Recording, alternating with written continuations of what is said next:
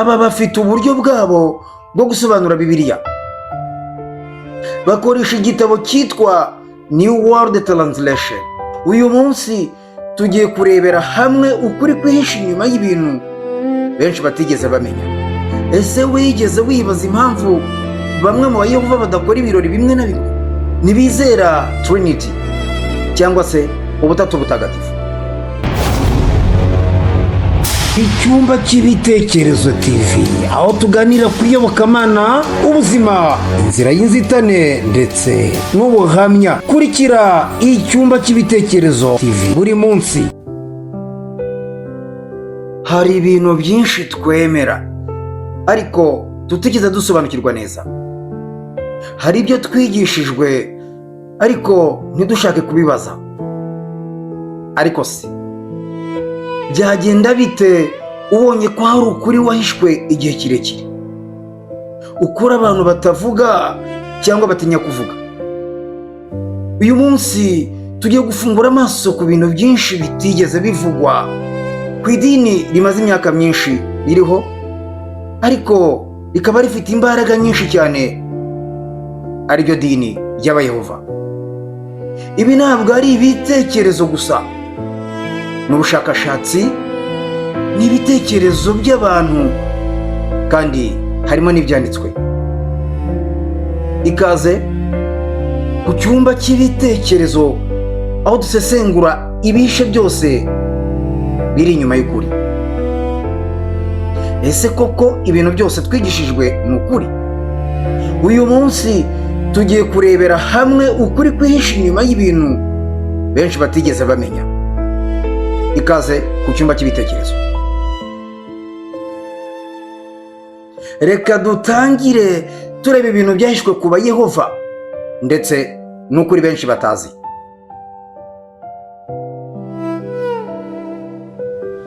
Ese wigeze wibaza impamvu bamwe mu Bayehova badakora ibirori bimwe na bimwe?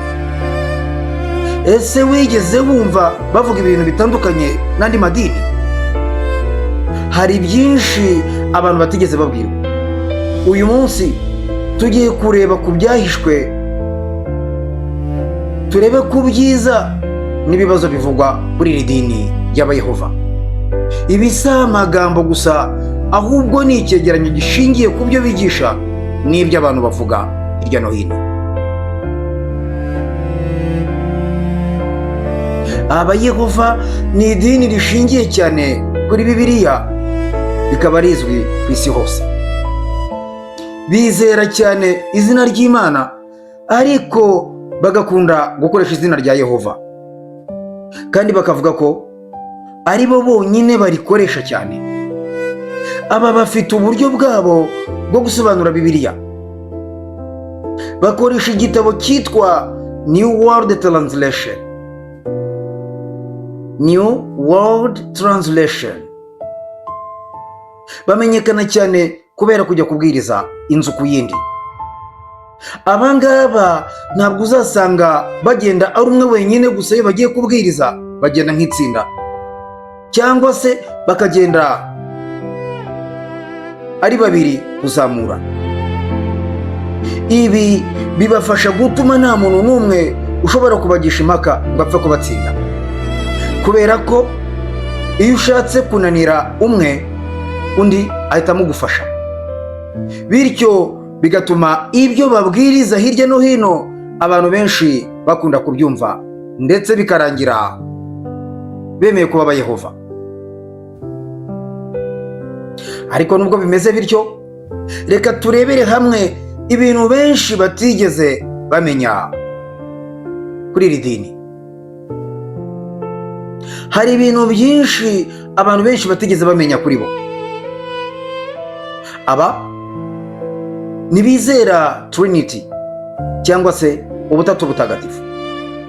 Bavuga ko Imana ari imwe gusa, hanyuma Yesu we akaba ari umwana w'Imana ariko atari Imana ubwayo nk'uko ni madini abivuga. Icya kabiri, ntibemera kwizihiza Noheli cyangwa isabukuru, bakemeza ko ibyo ngibyo byose biba bidafite aho bihuriye na Bibiliya. icya gatatu, aba ntibemera amaraso, nibyo twita mu rurimi rw'icyongereza blood transfusion. Iyi ni imwe mu ngingo ikunze guteza impaka kuko banga guhabwa amaraso mu buvuzi. Nubwo mu minsi yashize hasohotse inyandiko zivuga ko noneho bavuye ku izima bakaba baremeye kujya batanga amaraso ku bayakeneye kwa muganga, ariko kuri bo guterwa amaraso ibi ntibabyemera. Icya kane, aba bafite amategeko akomeye cyane ku buzima bwabo, nko kwirinda politiki, kutivanga mu ntambara ndetse no gukurikiza imyitwarire ikomeye. Ariko se nubwo hari impaka, hari n'ibyiza benshi babonaho.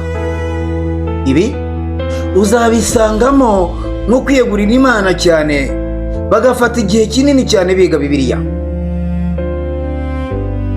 Aba bagira ubumwe bukomeye, abayoboke babo bagira ubufatanye bukomeye cyane, bakagira imyitwarire myiza. Ibi ngibi benshi bakabibashimira cyane kubera ko birinda ibiyobyabwenge ndetse n'imyitwarire mibi. Ikindi, bakunda kwigisha Bibiliya cyane, bagafasha abantu benshi gusoma ndetse no gusobanukirwa Bibiliya. Bityo bigatuma benshi rero bavuga ko iri dini ryaba rifite ibibi ariko rikagira n'ibyiza. Reka turebere hamwe ibibazo n'impaka bivugwa kuri iri dini ry'Abayehova. Nubwo bimeze bityo ariko hari n'ibibazo bikunze kuvugwa cyane kuri bo. Aha harimo nko kwigunga ku bandi kubera ko badakunda gusabana cyane nabo badahuje idini. Hari abavuga ko abayoboke bashobora kwirinda cyane abantu batari muri iri dini ry'Abayehova, ndetse gutanga akazi akari ko kose ku Bayehova bigomba guhera ku Bayehova bari muri iri dini ryabo. Ikindi, kwirukanwa mu muryango. Iyo umuntu avuye muri iri dini hari aho bavuga ko ashobora gutandukanywa n'abandi bayoboke burundu. Ikindi, bakagira amategeko akomeye. Hari abumva ko hari ibintu byinshi Abayehova babuzwa bigatuma ubuzima bugorana ku bayoboke bamwe na bamwe. Bakagira kandi ibitekerezo bitandukanye ku buvuzi, cyane cyane ku bintu bigendanye no gutanga amaraso cyangwa se kuyaterwa. Nubwo mu minsi yashize nk'uko twabivuze haruguru hasohotse inyandiko zivuga ko noneho baba barisubiyeho bakemera kujya batanga amaraso, ariko niba kuyaterwa nabyo bazagera bakabyemera ntabwo tubizi. Ibi byose rero benshi bakabinenga, abandi bakabivugaho byinshi. Reka dusoze iki kiganiro cyacu tugana ku mwanzuro, ariko tugira icyo tubivugaho. Nk'uko mubibonye, Abayehova bafite uburyo bwabo bwo kwizera bufite ibyiza ndetse n'ibibazo bivugwa. Nk'undi muntu wese ni ngombwa gushishoza, kwiga ndetse no gufata umwanzuro ku giti cyawe. Ukuri si ugukurikira abantu gusa, ahubwo ukuri ni ugushaka kumenya. Bibiliya yo ikagira iti, nimumenye ukuri niko kuzababatura. Nimushakisha ukuri kugira ngo mushobore kubaturwa. Niba ukunda ubu bwoko bwa video zicukumbura ukuri, kanda like, ukande kuri subscribe, kandi utanga igitekerezo cyawe hasi. Utwandikire kuri WhatsApp, tuzagusubiza uko byagenda kose, ndetse icyifuzo cyawe kiba ari itegeko kuri twebwe. Reka tubashimire, mukomeze kugubwa neza aho muherereye hose.